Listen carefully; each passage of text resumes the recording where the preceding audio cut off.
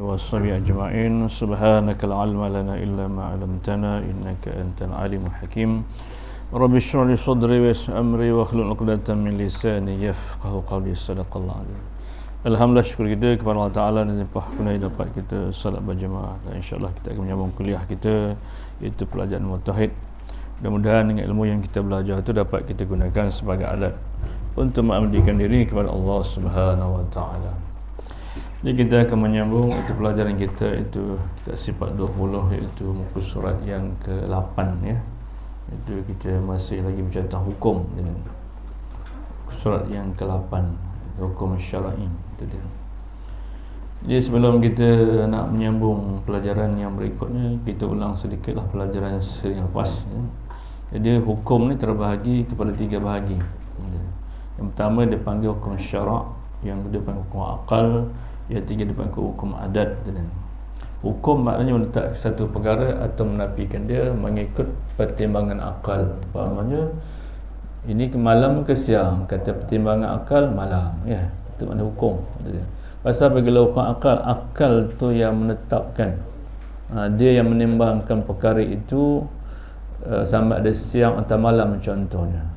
Sebab itu bila hukum akal ni akal yang menentukan. Contohnya 2 kali 2 4 tu siapa yang letakkan? Akal lah kan. Begitu juga ayah lebih tua daripada anak, siapa yang kata tu? Akal. Jadi makna hukum akal ni akal yang menentukan, akal kita yang menentukan. Hukum syarak Allah Ta'ala menentukan. Hukum adat, hukum syarak Allah Ta'ala menentukan. Hukum akal kita menentukan. Hukum adat kita juga menentukan. Jadi hukum maknanya menetap satu perkara atau menafikan mengikut pertimbangan akal. Itu makna hukum.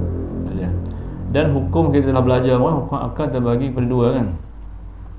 Yang pertama dipanggil hukum, yang pertama dipanggil hukum akal, yang kedua dipanggil akal hukum. Ya, selepas dan selepas ni kita sebagai untuk ulang baliklah, saya rasa dah faham kot dia. Jadi hari ni kita sebelum kita nak pergi mengulang ni, kita ulang baliklah iaitu muka surat yang ke-8 ya. Qala mu'allim rahimahullah ta'ala wa nafa'ana bihim wa bi'ulumihim wa barakatihim ajma'in. Amin. Iaitu kita telah bicara selepas hukum akal terbagi 2 kan. Hukum akal dan akal hukum kan. Hukum akal ada berapa? Selepas hukum akal selepas ada berapa? 3 lah. Yang pertama dia panggil apa? Wujub, al-wujub. Yang kedua dia panggil istihalah ataupun al-istihalah. Yang ketiga dia panggil al-jawaz ataupun jawaz. Itu hukum akal. Al-wujub atau wujub maksudnya mesti sungguh. Contohnya apa? Mesti sungguh. Umpamanya apa? Seorang bapa mesti tua daripada anak. Mesti sungguh lah. Betul? Takkanlah anak lebih tua daripada bapa. Itu contohnya. Yang kedua istihalah. Istihalah maksudnya tidak sungguh. Mustahil anak lebih tua daripada bapa. Mustahil. Anak tidak maksudnya tidak maksudnya kata akal kita, takkanlah anak lebih tua daripada bapa. Itu maknanya mustahil. Istihalah tu maksudnya tidak. Itu dia. Tidak sungguh. Al-wujub tu pasti sungguh atau mesti sungguh-sungguh betul benda itu. Al-jawaz maksudnya patut atau padan saja. Seperti Tuhan nak menjadikan makhluk ni, bukan wajib. Itu dia panggil hukum akal. Kemudian akal hukum ada 3. Pertama wajib, yang kedua mustahil, yang ketiga harus. Itu hukum akal. Itu akal hukum. Akal menghukumkan ini wajib, ini mustahil, ini harus. Umpamanya hukum akal tadi wujub artinya mesti atau pasti sungguh. Bapa lebih tua pada anak, kata akal hukum wajib. Itu dia. Betul. Istihalah maksudnya tidak sungguh. Itu dia. Ada contohnya anak lebih tua daripada bapa. Mustahil kata akal hukum. Akal hukum kata mustahil, mana mahu pula anak lebih tua dari bapa. Betul. Hukum akal yang ketiga jawaz, harus. Harus maksudnya harus Tuhan nak menjadikan sesuatu seperti makhluk ada tidak, itu dipanggil harus. Jawaz tu maksudnya patut baru, patut sungguh ataupun tak patut sungguh, dia boleh berlaku. Tu dia. Boleh jadi ada, boleh jadi tak ada. Akal hukum mengatakan harus. Tu dia. Banyak orang terkeliru bila tanya hukum akal apa, 3 dia kata. Yang mana? Wajib. Itu bukan hukum akal, itu kelakuan pada hukum akal. Tu. Itu kelakuan dia. Kena belajar diri hukum tu dulu. Tu dia. Banyak orang cakap, kadang-kadang dia orang yang ajar kitab apa itu, dia tak gabar apa itu. Hukum akal ada 3. Pertama wajib, kedua masa itu harus. Itu bukan hukum akal, itu akal hukum. Itu dipanggil al-muta'allaq, yang menghukum bagi hukum akal itu. Hukum akal tu yang pertama 3 juga, tetapi bukan wajib. Hukum akal dipanggil pertama al-wujub atau wujub. Wujub ni maksudnya pasti atau mesti sungguh. Tu dia. Contohnya, bapa lebih tua daripada anak, mestilah. Kata akal, akal hukum mengatakan bapa lebih tua daripada anak. Akal hukum mengatakan wajib lah. Wujub tu maksud mesti. Tu dia. Mesti sungguh. Tu dia. Tu hukum akal. Kemudian akal hukum mengatakan wajib, bapa lebih tua daripada anak. Akal hukum mengatakan wajib pada akal. Istihalah maksudnya tidak sungguh. Contohnya, anak lebih tua daripada bapa. Akal hukum mengatakan dah pening. Ni tak ada akal lagi ni. Akal tak masuk lagi ni. Mustahil lah. Anak lebih tua daripada bapa. Istihalah maksud tidak sungguh. Patutnya bapa lebih tua, ni anak lebih tua. Kata hukum akal tidak sungguh, maka akal menghukumkan mustahil lah anak lebih tua daripada bapa. Tu dia. Hukum akal 3 dipanggil jawaz. Al-jawaz maksudnya patut atau padan saja. Patut boleh jadi, tak patut boleh jadi. Patut Tuhan nak jadikan sihat, patut Tuhan nak bagikan sakit seorang itu. Itu dipanggil akal hukum mengatakan harus. Jadi maknanya kita dah ada akal dah rupanya. Kalau tidak tak ada akal. Tu dia. Bukan dia bodoh. Dia cikgu, dia profesor, dia doktor, tapi dia jahil tentang akal. Bukan maknanya dia bodoh. Tu dia. Cikgu tu, doktor tu, profesor tu. Tu dia. Jahil lain, bodoh lain. Tu dia. Tak sama. Tu dia. Bukan makna dia tak tahu ke akal tu dia bodoh. Tu dia. Tetapi dia tidak dapat membezakan. Tu dia. Akal ni satu sifat yang Tuhan tanam pada hati sunabari tu. Tu dia. Dan dia naik ke otak. Kemudian dia menerima segala apa yang dilihatnya tu. Tapi kalau akal tak naik ke otak, dia pandai saja. Nak dapat akal tu mesti ada agama. Agama itu yang mendatangkan akal.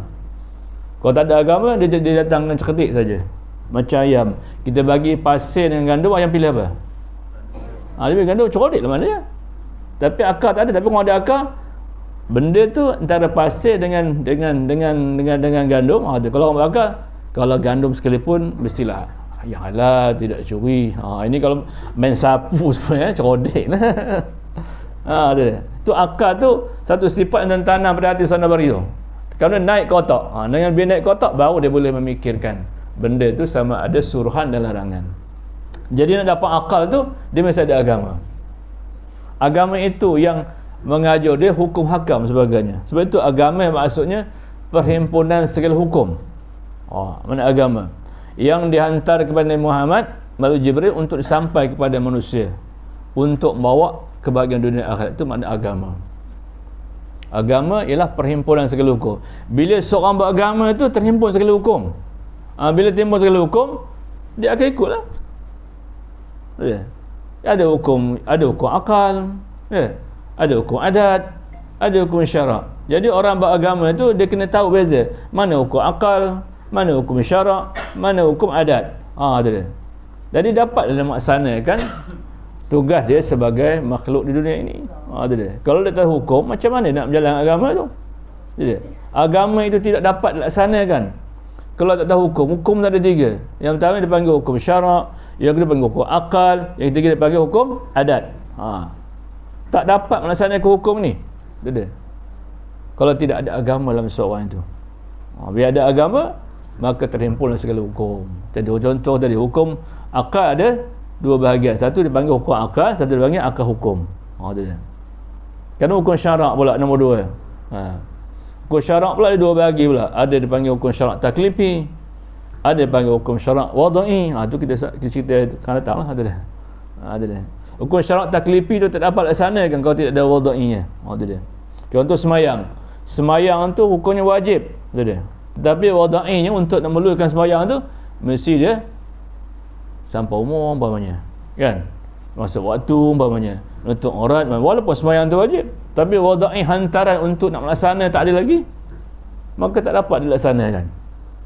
Ketiga dia bukan hukum adat. Hukum adat ni kita juga menentukan. Biasanya bila makan kenyang, itu hukum adat namanya. Bukan sebab makan tu kenyang. Kalau kita kata makan tu kenyang, itu syirik namanya. Makan ada kuasa mengenyangkan. Itu adat saja. Sebab tu hukum akal tu ada 3 bagi. Wajib adat, mustahil adat, harus adat. Jadi kalau tak belajar, aku sebab makan lah kenyang katanya. Kalau tak makan bila kenyang, itu adat. Kalau kita kata makan dan kenyang tu nama syirik. Syirik khafi, nama syirik tersembunyi. Tuhan boleh mengenyangkan, makanan boleh mengenyangkan. Sedangkan makan tu sebab saja. Betul. Bila kita lapar, sebab kena makan. Kalau kita makan kenyang tu panggil asbab. Betul. Kerana yang menentukan kenyang tak kenyang tu dipanggil musabbib. Yang menentukan Tuhan. Sebab, asbab, musabbib. Bila lapar, sebabnya apa? Boleh kita lapar, nak hilangkan lapar, sebab kita makan, kan? Kan bila kita makan, kenyanglah. Kenyang tu musabab sebab makan tadi. Yang menentukan kenyang tu dipanggil musabbib. Musabbib tu yang menentukan makanan tadi. Tetapi yang menentukan kenyang tak kenyang tu Allah SWT. Tidaklah kita terus mengatakan awak pesan makanlah kenyang. Kalau tak makan tak kenyang, itu syirik lah. Dia tak tahu. Itu syirik yang tersembunyi. Cakapnya apa okey, tapi hukum syirik tu. Dia menyamakan makan ada kuasa selain Allah Ta'ala. Sedangkan makan tu sebab saja. Bila dah makan dah kenyang, tu dia panggil asbab. Dia panggil musabab. Udah kenyang, yang memutuskan kenyang tu dia panggil musabib. Yang musabib tetapkan itu Allah Ta'ala. Sebab tu kita tak dapat melaksanakan hukum tadi kalau tidak belajar hukum. Hukum maknanya menetap satu perkara atau menafikan dia, itu makna hukum. Menetap satu perkara atau menafikan dia mengikut pertimbangan akal. Itu dia. Akal kita menentukan. Hukum syarak Tuhan menentukan. Hukum adat, hukum akal kita yang menentukan. Akal kita menentukan. Adat yang menentukan. Itu dia. Tapi hukum syarak Allah Ta'ala yang menentukan. Tak boleh kita nak ingkar. Kalau hukum akal boleh. Kadang-kadang dia berubah. Ada kala wajib, ada kala mustahil, ada kala harus. Begitu hukum adat, begitu. Ada kala wajib adat, ada kala mustahil adat, ada kala harus adat. Itu dia. Tambah ilmu sifat 20 ni. Itu dia. Sekarang mereka dah berani menentang secara terang. Itu dia. Ilmu sifat 20 ilmu sesat. Memanglah pada mereka sesat. Kalau umpamanya kalau tak sesat, payahlah dia nak nerangkan tauhid dia tu. Itu dia. Betul dia paling payah kalau orang sifat 20 ni ramai orang boleh sifat 20, dia payah nak masuk ajaran tauhid dia tu. Itu dia. Betul nak kata ajaran sifat 20 ni memang sesat. Pasalnya selagi dia faham sifat 20, ajaran dia tak boleh masuk. Dia nak memperkenalkan ajaran tauhid 3 juga. Sedangkan tauhid 3 itu diperkenalkan oleh Ibn Taymiyah pada abad yang ke-14 Masihi. Dan tauhid 3 itu banyak yang bercanggah. Mereka menafikan takwil dan sebagainya. Sedangkan ahli sunnah wal jamaah bila ayat kesamaran boleh takwil untuk mengelak kesamaran bagi Allah Ta'ala dengan yang baru. Kemudian disambung lagi oleh anak murid mereka itu. Anak murid Ibn Taymiyah siapa? Muhammad bin Wahab. Sampai sekarang. Jadi tauhid 3 ni tak dapat dikembangkan selagi sifat 20 masih ada. Sekarang sudah dimodernkan tauhid 3 dan dibukukan dengan cantik. Dan tauhid 3 tu sudah diajar. Saya tengok dekat sekolah pun bakal kita itu. Di masjid-masjid pun ada ustaz-ustaz yang mengajar. Kalau tuan-tuan tengok dalam buku, ada silibus di masjid dan sekolah, dia panggil apa? Tajuk Iman dan Hukum dan Hakikatnya, yang dikarang oleh Dr. Nuaim Yassin. Itu dia, salah seorang pensyarah Universiti Jordan. Ya, anak kelahiran Mesir, anak kelahiran Palestin. Itu dia. Dibukukan lagi untuk nak memperkembang lagi tauhid yang dibawa ilmu Tamiyah tu. Itu dia. Dia mengarang buku di sini tajuk Iman dan Rukun dan Hakikat Iman tu. Itu dia. Itu dia. Dikarang pada tahun 1973. Itu dia. Dan buku tu sekarang ada yang ustaz-ustaz ngajar kat masjid. Dan ada menjadi rujukan di sekolah-sekolah agama. Itu dia. Jadi berkembanglah tauhid itu keseluruhannya sampai zaman. Kalau tidak ada dibenaraskan ajaran itu.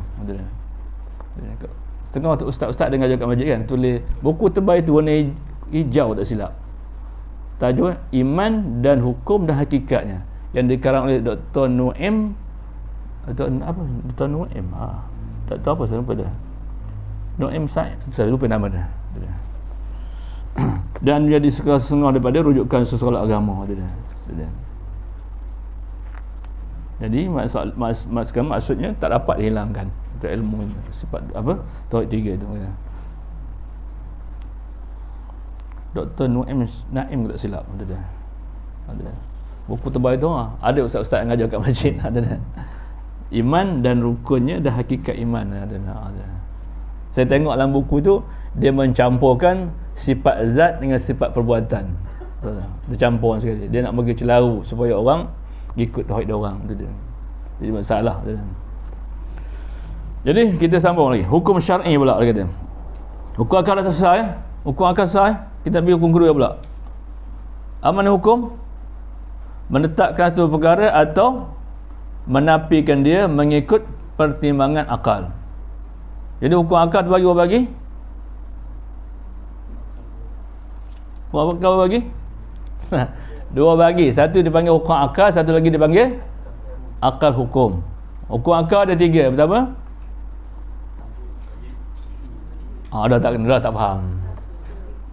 Wajib mustahil itu kelakuan dia. Belajar diri hukum tu dulu. Wajib mustahil harus itu dipanggil al-muta'allaq. Dia menghukum kepada apa yang kita fikirkan tu. Hukum akal 3. Pertama dipanggil al-wujub atau wujub. Yang dipanggil istihalah. Yang ketiga dipanggil jawaz. Itu hukum akal. Wujub maksud pasti atau mesti sungguh. Contoh apa? Bapa mestilah lebih tua daripada anak, maka akal hukum mengatakan wajib bapa lebih tua daripada anak. Betul. Yang kedua dipanggil istihalah. Istihalah maknanya apa? Tidak sungguh. Contohnya, anak lebih tua daripada bapa, akal hukum mengatakan mustahil lah. Yang tiga dipanggil al-jawaz. Al-jawaznya patut atau padan saja Tuhan nak menjadikan makhluk ini. Akal hukum mengatakan harus. Jadi wajib mustahil harus itu dipanggil apa dia? Akal hukum. Akal tu hukum kan. Dia bukan hukum akal. Itu kelakuan bagi hukum akal. Hukum akal 3. Wujub, istihalah, jawaz. Wujub maksudnya ialah pasti atau mesti sungguh. Istihalah maksudnya tidak sungguh. Betul tak? Jawaz maksudnya patut atau padan saja. Itu dia. Kemudian baru akal menghukumkan yang 3 tadi. Hukum akal tadi. Bapa lebih tua daripada anak, akal hukum mengatakan wajib pada akal. Takkan anak lebih tua, melampau. Istihalah maksud tidak sungguh. Anak lebih tua daripada bapa, akal hukum mengatakan mustahil. Al-jawaz maksudnya patut dan padan Tuhan nak menjadikan makhluk umpamanya. Akal hukum mengatakan harus. Itulah maknanya. Jadi kalau kita pandai mengadjustkan tadi, maka sudah masuk kita termasuk orang yang berakal. Kalau tidak, tak ada akal lagi. Baru codik baru akal tak ada. Jadi beza akal dan hukum akal Tak sama ya? Itu dia. Hukum akal 3 tadi. Wujub, istihalah dan jawaz. Akal hukum 3. Wajib, mustahil, harus. Barulah boleh kita menggunakan akal kita secara sihat. Kalau tidak, ada dia. Jadi wajib, mustahil, harus itu dipanggil akal hukum. Dipanggil al-muta'alaq. Dia menghukum kepada hukum akal tadi. Wajib, mustahil, harus kelakuan saja. Tetapi diri hukum akal tak belajar. Macam mana nak hukum? Itu dia. Jadi hukum akal tu diri kepada hukum akal, kepada akal tu. Itu dia. Setelah kita hukum akal itu dipanggil kelakuan kepada hukum akal tadi. Nampak tak nampak ni Yong? Boleh? Mana wujub? Apa maksud wujub? Al-wujub maksud apa? Pasti atau mesti sungguh. Contoh apa? Bapa lebih tua daripada anak. Akal hukum katakan wajib. Akal hukum kata wajib. Bapa mesti tua daripada anak. Tak kalau anak lebih tua daripada bapa. Istihalah maksudnya ialah tidak sungguh, takkan berlaku. Anak lebih tua daripada bapa. Kata akal hukum katakan mustahil. Itu dia. Yang ketiga al-jawab, maksudnya patut dan padan saja. Belum jadi lagi. Boleh jadi ada, boleh jadi tak ada. Tuhan menjadikan makhluk. Itu dia. Kemudian jadi ataupun tak jadi, itu dia akal hukum mengatakan harus baru boleh bagi hukum syarak. Kalau hukum akal tak sah, macam mana? Kerana akal tu penting untuk menjalankan syarak. Kalau tak ada akal, macam mana hukum kan? Okay, kita pergi hukum yang kedua. Hukum syar'i kita. Hukum syar'i berarti perintahan Allah Ta'ala ke atas sekalian orang yang mukallaf atas suatu perbuatan bagi memberatkan perintahan atau menentukan sebab atau syarat atau mana ini tegahan bagi hukum syar'i. Maka hukum syar'i terbahagi kepada 7 bahagian seperti berikut. Jadi hukum syarak ni merupakan perintah Allah atas perbuatan mukallaf tu. Ada 7 hukum. Itu dia. Sama ada 5 atau setengah kitab ada 5 hukum. Perintah Allah atas mukallaf tu 5 hukum. Setengah kitab ada 7. Itu dia. Berdua boleh tu. Jadi maknanya hukum syarak ni perintah Allah atas perbuatan mukallaf. Siapa mukallaf tu? Yang dikata mukallaf tu siapa? Orang yang diberat hukum, itu mana mukallaf. Itu dia. Jadi orang diberat hukum tu dia mesti ada syaratnya. Ada 5 tu termasuk mukallaf. Kalau tak ada 5 tu bukan mukallaf. Syarat mukallaf 5. Yang pertama apa? Syarat mukallaf ada 5. Baru dipanggil orang tu diberat hukum. Bismillah. Pertama? Dulu ada tulis tak dulu? Tu pasal lain kali buat buku, buat pensel, jangan malah. Otak kita bukan magnet. Dia tanya tak tahu. Dia yang rugi dalam kubur sebab rugi. Masa hidup tak rugi. Dalam kubur sebab rugi. Ni gambar dalam Quran. Tuhan kata manusia ni tak akan menyesal, tak akan berubah kecuali pada 2 tempat. Pertama, hari pertama dan malam pertama dia kubur baru menyesal. Kerana hukum syarak berjalan ketika mati. Masa hidup orang tak kisah. Ada yang patuh, ada yang tak patuh. Tapi dalam kubur, jagalah.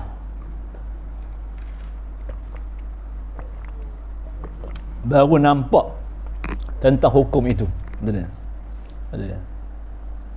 Tuhan kata kamu jangan menyesal pada tempat. Yang pertama ketika malam pertama atau hari pertama dikuburkan.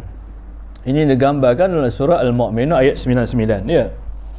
Baru nyesal tak ngaji, baru nyesal tak belajar, baru nyesal tak tahu hukum hakam. Betul.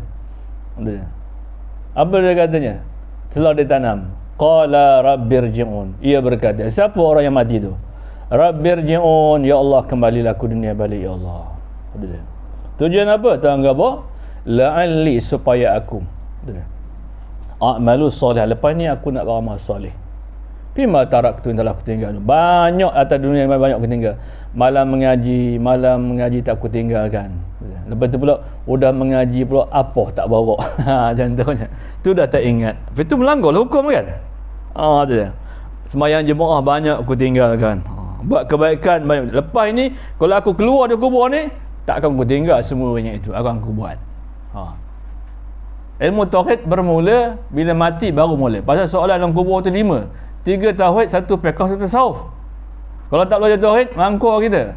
Soalan tauhid tu makan masa seminggu baru selesai. Tu dia. Kalau tak tahu, sampai dunia tak kiamat lah. Lagi itu tak lepas 3 soalan tu. Pertama, ma rabbuka, itu soalan tauhid. Ma nabiyuka, itu soalan tauhid. Ma imamuka, itu soalan tauhid. Contoh malaikat tanya, ma rabbuka, siapa Tuhanmu? Kita jawab, Allah Rabbi. Terus dia tanya, malaikat akan tanya, siapa Allah, siapa Tuhan? Katanya. Macam mana kita jawab? Dia bila temu duga, dia takkan straight je. Macam kita minta kerjaan. Kita minta jadi doktor, penceramah, apa penulis akan tanya, awak berminat kepada pendidikan ke? Tak jadi cikgu? Ya. Siapa menteri pendidikan katanya? Siapa namanya? Dia negeri mana? Dia ada parlimen mana? Kan jadi menteri, dia ada ke parlimen? Jadi menteri? Mesti parlimen. Begitulah malaikat akan tanya, ma rabbuka, siapa Tuhanmu? Kita jawab, Allah Rabbi. Siapa Tuhan, siapa Allah katanya? Kita jawablah, Tuhan banyak, Allah satu. Kena pelangkunglah kepala tu. Yang kata Tuhan banyak ni orang kafir. Orang Islam Tuhan satu. Siapa Tuhan, siapa Allah? Ada. Tuhan ialah apa? Tempat tumpangan, tempat tumpuan, tempat harapan segala makhluk. Yang wajib ada. Nama Allah tu, nama yang kita tumpang tu siapa? Allah. Allah tu dipanggil isim, nama. Tuhan yang wajib tu dipanggil musamma. Contoh Abu tu nama kan?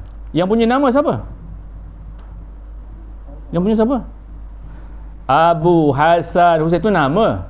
Yang punya nama tu siapa? Yang punya nama tu siapa? Batang tubuh orang itulah. Kalau batang tubuh tak ada, nak panggil macam mana? Orang dah mati boleh panggil? Buat kuluk mari, mana ada batang tubuhnya, tak ada. Dia nama lain, yang punya nama lain. Allah tu isim. Ada dia. Yang wajib wujud, Tuhan yang wajib ada tu sebagai musamma, yang punya nama. Macam kita, Amirul, Ahmad, Ali. Itu nama dia. Yang punya nama tubuh seseorang itu. Begitu Tuhan. Yang punya nama zat Tuhan tu, yang wajib ada tu. Betul tanya lagi. Okey, dah tahu katanya. Saya sebutkan salah satu sifat Allah Ta'ala katanya. Itu makan seminggu. Soalan tauhid je. Bentuk mengaji? Kita jawab wujud. Lalu tak wujud je. Lalu malaikat tanya, apa beza wujud kita, wujud Allah Ta'ala katanya? Kita wujud Allah Ta'ala, wujud beza wujud kita, wujud Allah Ta'ala. Bila jawab? Wujud kita ni wujud yang zati, wujud yang majazi, pinjam saja. Atau dipanggil wujud aridi, mendatang. Lu tak ada baru Tuhan datang kan. Wujud Tuhan wujud yang zati. Apa maksud wujud yang zati? Apa maksud wujud yang zati? Wujud yang sebenar-benar tu. Zati maksud wujud yang sebenar-benar. Wujud sungguh tu apa maksudnya? Wujud yang tak kena jadi, yang bukan bangsa kena jadi. Itu dipanggil wujud yang zati. Selain tu semua kena jadi. Wujud Tuhan dipanggil wujud yang zati, wujud yang sebenar-benar. Apa maksud wujud sebenar? Wujud yang bangsa bukan kena jadi. Selain itu semua kena jadi. Tuhan tak dapat menjadikan. Itu dia. Itu baru tanya sifat-sifat lain pula. Itu dia. Itu kita kena belajar. Kalau tak belajar, ilmu tauhid ni bila mati baru tahu. Tak mati orang tak tahu. Itu menyesal kali pertama. Lepas ni, ya Allah, kalau aku dapat keluar, aku nak belajar akidah sungguh-sungguhnya. Berapa sebelum aku tumpu, aku tak kenalmu, ya Allah. Lepas ni aku nak belajar. Itu menyesal kali pertama. Menyesal kali kedua ketika balik daripada mahsyar nanti. Ini pun tak guna. Ini gambar dalam surah As-Sajdah ayat yang ke-12. Ini tak guna nyesal. Apa Tuhan kata? Walau tara idzal mujrimuna nakisu ru'usihim inda rabbihim. Rabbana absarna wa sami'na farji'na na'man salihan inna muqinun. Ini pun tak guna nyesal. Bila pada mahsyar semua tunduk. Tu kepala. Walau tara, sekiranya kamu melihat al-mujrimun, orang berdosa itu, nakisu ru'usihim, tunduk segala kepala mereka itu. Pasal apa tunjuk? Nyesal. Ini mesti kena ni. Kata dia. Dalam tunduk dia kata apa? Rabbana absarna, ya Allah, hari ni kami benar melihat apa benar di kiamat. Dulu kami tak nampak hari akhirat ni ada. Di kiamat hari ni benar-benar kami lihat benar ada, ya Allah. Dulu kami macam tak nampak. Hari ni nampak sebenar-benar ni. Dalam masa tunduk tu. Kami tanya lagi, kemudian dia bertanya lagi, dia mengucap lagi orang yang tunduk tu. Wasami'na, ya Allah, ni kami mendengar, ya Allah. Dulu apa kata Nabi kan buat tak dengar je. Ulama-ulama cakap buat tak dengar. Hari ni kami dengar, ya Allah. Kami dah nampak, kami dah dengar apa di kiamat ada. Lepas tu mereka minta farji'na, ya Allah, kembalilah kami ke dunia, ya Allah. Pasal apa? Na'mal soleh, kami nak amal soleh lepas ini kalau dunia ada balik. Inna muqinun, sungguh hari ni kami yakin sungguh. Maka tak guna kalau kita menyesal pada tempat itu. Sebelum masuk di tempat nyesal sesungguh. Tak guna. Jadi kata hukum syarak berarti perintah Allah ke atas sekalian orang yang mukallaf. Mukallaf orang yang berat hukum. Orang yang berat hukum tu ada 5 syarat. 5 syarat panggil mukallaf. Maka terberat hukum syarak pada dia. Yang pertama, Islam lagi. Umayyis lagi. Lagi apa?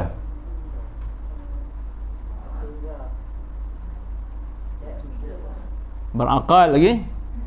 Sampai suara Rasul lagi. Nombor 5 apa? Sejahtera 2 anggota atau salah satunya. Sebab dapat ilmu 2 anggota, tambah mata, kedua telinga. Atau salah satunya okey, satu tak okey, mukallaf lagi. Tapi kalau ada 2 jam maka tak mukallaf. Nak ajar dengan tulis matanya buta, nak ajar dengan suara telinganya labang, tak dapat ilmu, itu bukan mukallaf. Kalau ada 2-nya jam, dia tak masuk mukallaf. Kerana sebab dapat ilmu mata dan telinga. Kalau ada 2 jam tak mukallaf. Kalau salah satu jam dia mukallaf. Tu dia. Kalau mata buta dia dapat ilmu tak? Kalau mata dia dapat ilmu tak? Dapat melalui telinga. Kalau telinga pekak dapat ilmu tak? Melalui mata. Jadi kalau 2 jam, mata pun buta, telinga pun labang, tak dapat ilmu. Nak ajar tulis mata tak nampak. Nak ajar dengan suara telinga dah tak ada. Dia. Jadi apa dapat? Jadi bila ada 5 syarat tu dipanggil mukallaf. Terberatlah segala hukum syarak. Hukum syarak ada 5. Ada. Sebelum kita menyatakan hukum syarak terlima, kita tengok pecahannya dulu. Hukum syarak terbagi kepada 2 bagi. Satu dipanggil hukum syarak taklifi. Yang kedua dipanggil hukum syarak wada'i. Hukum syarak taklifi tadi 5 atau 7. Yang pertama wajib. Yang kedua apa? Haram. Mustahil itu akal dah. Lagi harus, sunat dan makruh. Itu dia. Ini hukum syarak taklifi namanya. Itu dia. Jadi syarak taklifi ni tak dapat laksanakan kalau tidak ada wada'inya, hantaran untuk nak melaksanakan. Contoh semayang itu hukumnya wajib contohnya. Tetapi kalau tak ada wada'inya tak wajib. Contoh semayang isyak wajib tak? Wajib. Tapi wada'inya tak ada. Syaratnya mesti apa nak mayat isyak tu syaratnya mesti apa? Masuk waktu. Itu dia. Jadi makna hukum syarak taklifi tak dapat laksanakan kalau tidak ada wada'inya. Okey, tengok. Dia kata hukum syar'i berarti perintah Allah ke atas sekalian orang yang mukallaf. Mukallaf tu ingat, makna disebut mukallaf orang berhukum namanya. Orang berhukum tu ada 5 syarat. 5 syarat terpanggil mukallaf lah dia. Maka tak bolehlah dia meninggal segala hukum syarak yang 5, hukum syarak taklifi yang 5 tu.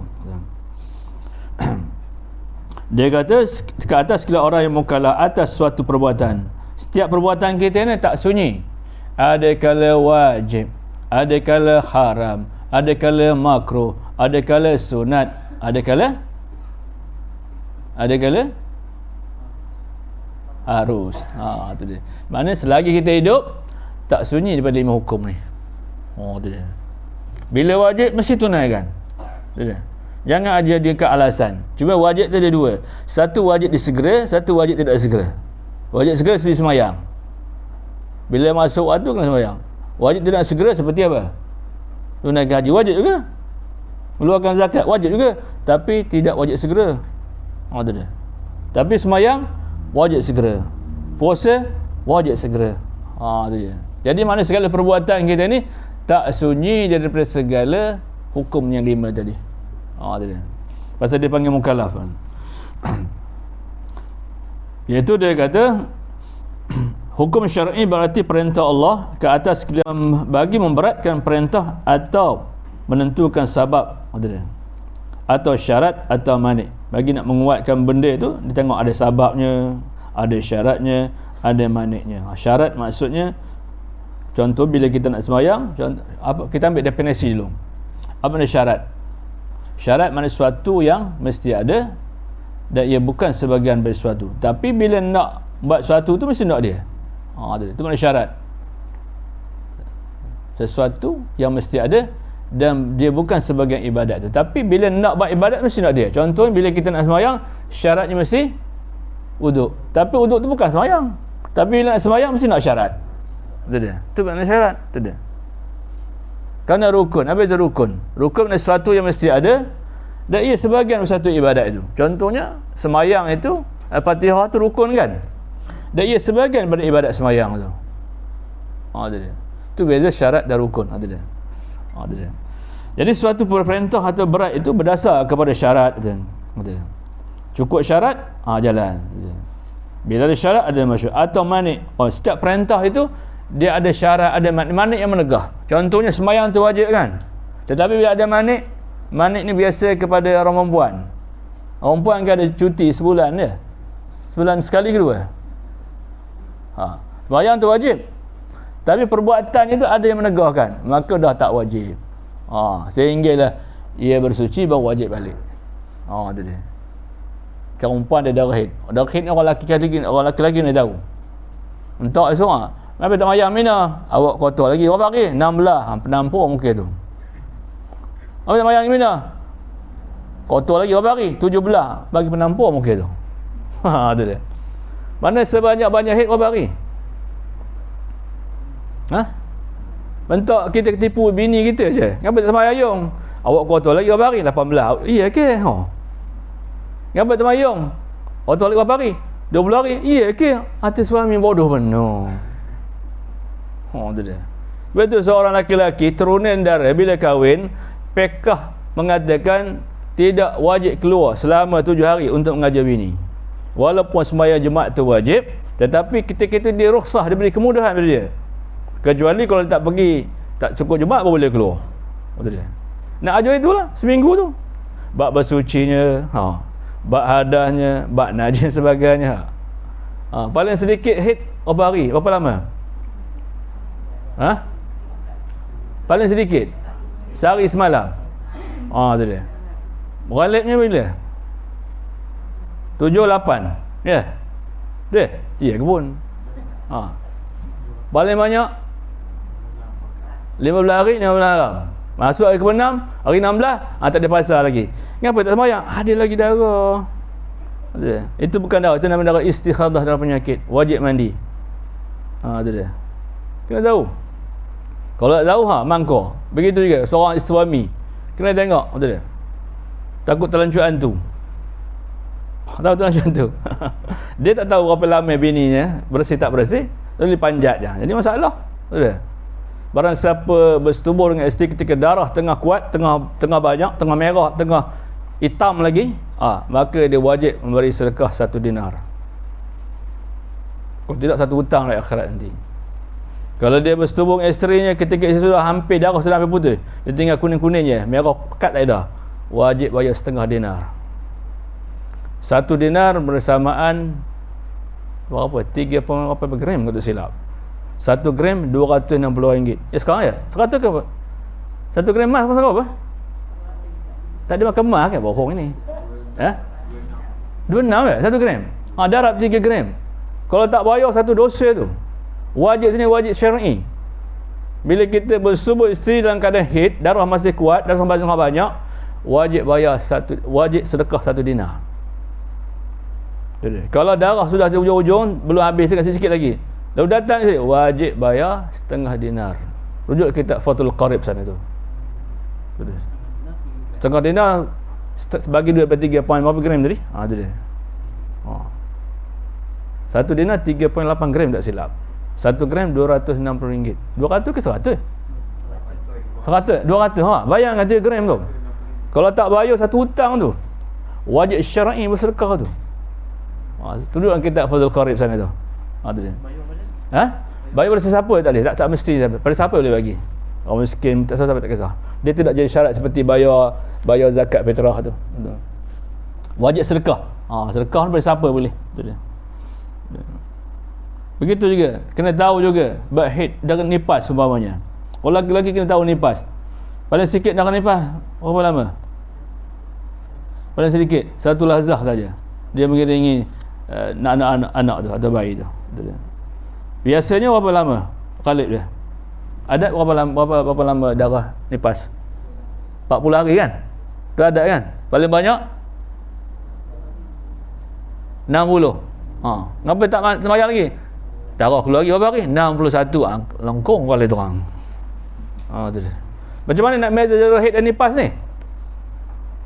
Jangan bila dalam pantang sampai 40 hari, sampai 60 hari, nifas sepanjang-panjangnya. Kenapa tak sayang? Tak bedak sejuk-sejuk tebal lagi. Lagi tak hilang, dah hilang sejuk sebab baru habis pantang ni. Ada berapa? 60 hari lah. Itu pemahaman yang kuno. Kalau kita nak mengetahui dalam masa pantang haid dan nifas, kena tahu formulanya. Lepas je bersalin, lepas tu tak keluar darah selama 2 minggu, 14 hari. Hari ke-16 keluar darah. Itu darah haid ke nifas? Lepas je bersalin sampai 15 hari tak keluar darah. Hari ke-16 keluar darah. Itu nak ukur nifas ke haid tu? Itu dah haid, wajib mandi.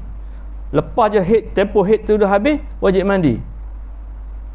Tapi kalau hari pertama keluar, apa tak ketiga dah, hari keempat keluar, itu dia melarik sampai 40 hari atau 60 hari. Tapi lepas je bersalin, selama 15 hari 15 malam tak keluar darah langsung. Hari ke-16 keluar, itu bukan nifas, itu darah haid. Kita tak lagi 60 hari, lagi budak sejuk tanpa ada muka lagi, itulah. Tak senang kan tu orangnya tu. Banyak tu. Kalau sehari 5 waktu darah berapa hari tak sembahyangnya. Sedangkan wajib sembahyang. Kita sebagai suami kena tahu. Tu dia. Kalau nampak bini kita lepas bersalin sampai 15 hari tak keluar darah. Hari yang ke-6 keluar, itu bukan darah nifas lagi. Itu darah haid. Tunggu lepas haid, mandi esok, wajib sembahyang. Tu. Kena tahu tu. Kalau duduk dengan janda 3 hari 3 malam. Tak payah keluar ngajar bini. Kahwin hari Rabu contohnya. Hari Rabu tak payah pergi jemaah. Hari Rabu tak payah ngaji. Walaupun benda ngaji tu wajib kan. Hari Khamis pun itu juga. Hari Jumaat untuk sembahyang Jumaat kan. Wajib kan. Tetapi ketika itu diharap dibagi rosah, tak payah pergi. Kecuali kalau cukup bilangan Jumaat baru wajib pergi. Jangan dah 2 jam ni sampai 7 hari. Betul melampau. Nak ngaji itulah. Tu dia. Jadi dia kata hukum syar'i berarti perintah Allah Ta'ala ke atas segala orang yang mukallaf atas satu perbuatan bagi memberat perintah atau menentukan sebab atau syarat atau mani yang ditentukan. Maka hukum syar'i terbahagi 7 bahagi seperti berikut. Yang pertama wajib. Apa makna wajib? Dah masuk waktu ya? Kita nak habis pukul 9 ke pukul 9.30? Dah tak nak cakap. Tak jemu-jemu nak balik saja. Dalam kubur tu minta balik. Orang malaikat aku rindu nak balik rumah aku tu kan. Aku orang malaikat ngantuk. Yang pertama hukum syarak wajib. Wajib arti sesuatu yang mendapat pahala jika dikerjakan dan mendapat dosa jika ditinggalkan. Itu hukum syarak taklifi yang pertama. Wajib. Wajib maksudnya diberi pahala kepada orang membuat dan diseksa pada orang meninggal. Contoh sembahyang. Begitu puasa umpamanya. Yang kedua sunat. Sunat artinya sesuatu yang mendapat pahala jika dikerjakan dan tidak mendapat dosa jika ditinggalkan. Itu sunat. Jika dibuat dapat pahala, jika tinggal tak dapat. Pasal dia tuntut tidak putus. Tapi yang wajib tuntut putus. Tak ada halangan bila wajib nak jadikan jadi sunat dan sebagainya. Yang ketiga haram. Haram arti sesuatu yang mendapat dosa jika dikerjakan dan dapat pahala jika ditinggalkan kerana takut Allah Ta'ala. Dosa wajib tinggal dan diberi pahala pada orang yang meninggal. Contoh, kita tak berjudi, kita tak minum arak, besok dapat pahala yang tersepak. Kita cengang, aku tak buat. Atau kamu tak berjudi kemarin, kamu tak minum arak kemarin, kamu tak berzina kemarin. Itulah pahala yang tersepak. Tak sangka, tercengang, aku tak buat ni ya Allah. Atau kamu kan tak minum arak kemarin. Tercengang kita. Yang keempat makruh, artinya sesuatu yang tidak mendapat dosa jika dikerjakan tetapi dibenci oleh Tuhan. Walau kita buat dia tak berdosa, tapi buat Tuhan benci. Itu makruh. Dan mendapat pahala jika ditinggalkan kerana Allah Ta'ala. Contoh kita nak kemari, contohnya. Contoh kita nak jemaah, tinggal perkara-perkara yang memang makruh. Tapi kalau kita bawa, tak ada apa, tapi Tuhan benci. Bila nak kemari, janganlah makan doyan, ganggu orang kan. Balik kamu boleh makan. Disebab awak makan doyan, orang lain satu sak. Siapa lah makan? Nak makan bawa lah kemari. Atau makan jerit, makan petang namanya. Patut tinggal ke lah. Dan yang kelima, mubah atau harus. Artinya sesuatu yang tiada pahala jika dikerjakan atau ditinggalkan. Tiada dosa jika dikerjakan atau ditinggalkan. Mana tak ada apa. Jadi kalau kita buat perkara yang kita melakukan perkara yang harus ni, menyebabkan payah malaikat nak tulis. Nak tulis dosa, hidup nak tulis pahala hidup. Jadi masa walau benda tu harus kita jadikan benda kebajikan supaya malaikat senang tulis. Dan yang keenam, sahih, artinya sesuatu yang lengkap padanya segala syarat dan lengkap segala rukun. Kalau tanya orang, apa makna sah? Atau sahih? Cukup syarat, cukup rukun. Itu sah lah ibadat tu. Yang ketujuh, rukun syarat yang ketujuh, rukun syarat taklifi ya. Batal, artinya apa? Sesuatu yang kurang syarat dan kurang rukunnya, iaitu lawan bagi sahih. Jadi batal, tak sempurna syarat, tak sempurna rukun. Jadi benda rukun syarak ni taklifi ada 7 ataupun 5 dia. Jawab 7 boleh, 5 boleh. Tetapi yang 5 ni tadi atau 7 tadi berdasar kepada wadainya. Setiap satu rukun syarak tu 5 wadainya. Ada syarat, ada sabab, ada manik, ada sah, ada batal bawahnya. Jadi jika kita campur-campur semua kali, jadi ada 25. Setiap wajib tu ada 5 wadainya. Jadi 5 ke 5 25 hukum syarak. Kalau kita tahu 25 hukum tu, kita bolehlah jadi mufti. Walau tak boleh jadi mufti negeri, sekolah jadi mufti agama. Boleh hukum anak ini haram, ini makruh. Pasal kita dah ada hukum. Boleh jadi mufti, tak jadi mufti negeri pun sekurangnya kita menjadi mufti agama, memfatwa hukum kepada anak kita, bini kita. Pasal dosa isteri dan anak ditanggung oleh suami. Dosa suami tidak ditanggung oleh anak dan isteri. Sebab itu jadi suami ni berat. Bila ngaji terangkut sekali, ini kita je pergi ngaji apa tidak? Tunggu esok. Ini kalau ngaji dia je pergi, bini tinggal, anak tinggal. Esok jawab di akhirat nanti. Pasal dosa anak dan isteri tanggung oleh suami. Dosa suami tidak ditanggung oleh isteri dan anak. InsyaAllah kita sambung saya akan datang. Hukum yang ketiga, hukum adat. Adat pun tengok. Dengan sebab dia berulang-ulang baru boleh panggil adat. Sekali makan kenyang, sekali makan kendang, baru dia bagi adat. Hukum adat ada 3. Wajib adat, mustahil adat, dan harus adat. Tapi melihat kepada 4 pekerjaan. Kadang-kadang wajib ada dengan ada, wajib ada dengan tiada, maka akan lahirlah hukum wajib adat, mustahil adat dan sebagainya. Cukup insyaAllah kita sambung akan datang, iaitu hukum yang ketiga, hukum adi atau hukum adat. Jadi maksud bila seorang beragama itu mestilah mengetahui 3 hukum tadi. Yang pertama hukum akal, yang kedua hukum syarak, yang ketiga hukum adat. Mentak tak boleh jalan agama. Betul, agama maksudnya perhimpunan segala hukum. Bila orang tu beragama terletak kepada badan hukum, jadi hukum ni tak dapat laksana kalau tidak belajar 3 hukum ni. Hukum syarak kena tahu, hukum adat kena tahu, hukum akal kena tahu, baru boleh dapat laksanakan agama itu. Kalau tidak, tak dapat laksana agama itu. InsyaAllah kita sambung sekarang datang hukum yang ketiga. Ini 25 ya. Okay, insyaAllah kita sambung surat akan datang. Sebab kalau tak jawab kan masih ada suntuk. Nanti tuan-tuan tengok 3 muka, cukup itu. Ya. Tengok muka saya bila ustaz nanti. Kita tengok muka jam 29. Dia tengok muka pintu. Jadi tak jawab, tinggal dulu. Ustaz waktu lewat. Bismillahirrahmanirrahim. Alhamdulillahirabbil alamin wassalatu wassalamu ala asyrafil anbiya wal mursalin sayyidina Muhammad wa ala alihi. Allahumma rizqna ya rabbana fahman nabiyyin wa hifzal mursalin wa hil malaikatil muqarrabin fi'an sallallahu Muhammad wa ala alihi. Alhamdulillah rabbil alamin wallahu alam.